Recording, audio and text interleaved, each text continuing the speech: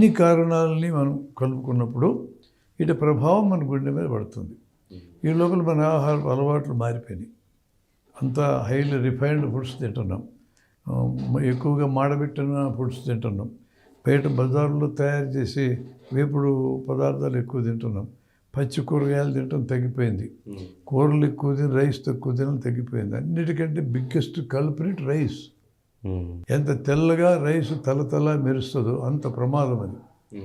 రైస్ను విచ్చలవిడికి తింటున్నాం. అందులో మన ఆంధ్ర తెలంగాణలో స్టేపుల్ డైట్ రైస్ అంటే రెగ్యులర్గా తినేది అదే. పేదలు కూడా కడుపు నింపుకోవడానికి రైస్ ఎక్కువ తింటారు, కూరలు లేకపోయినా. రైస్ ఎక్కువ తింటే వచ్చే ప్రమాదం, 1 గ్రామ్ ఎక్స్ట్రా రైస్ తిన్నా ఫ్యాట్ కింద మారిపోతుంది, బరువు ఎక్కుతారు. అవసరం ఉండాల్సిన దానికంటే ఎక్కువ బరువు అవుతారు.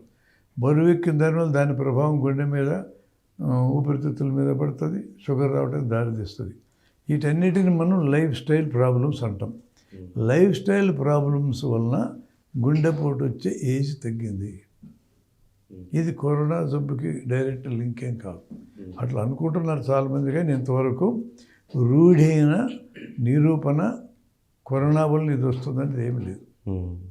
అంటే గుండె జబ్బుల గురించి మాట్లాడుతున్నాం కాబట్టి మీరు అన్నారు గుండెల్లో కొంచెం మంటగా ఉన్నప్పుడు చాలామంది అది గుండెపోటుగా భావిస్తున్నారు. దాంతోపాటు బయట వినిపించేది, నేను విన్నది కూడా ఏంటంటే కొంతమందిలో ఈ హార్ట్ రేట్ సడన్ ఏదో చేంజ్ని ఫీల్ అవుతున్నారు, ఒక్కసారిగా దడగా అనిపించడం, లేదంటే సడన్గా హార్ట్ బీట్ పెరిగినట్టు అనిపించడం అనేవి చాలామంది దగ్గర, నేను కూడా నా వయసు వాళ్ళ దగ్గర కూడా విన్నాను. అది ఎలా అర్థం చేసుకోవాలి? అంటే గుండె వేగం పెరగటం, దాన్ని టెకికార్డియా అని పిలుస్తారు. అందరికీ రాదు.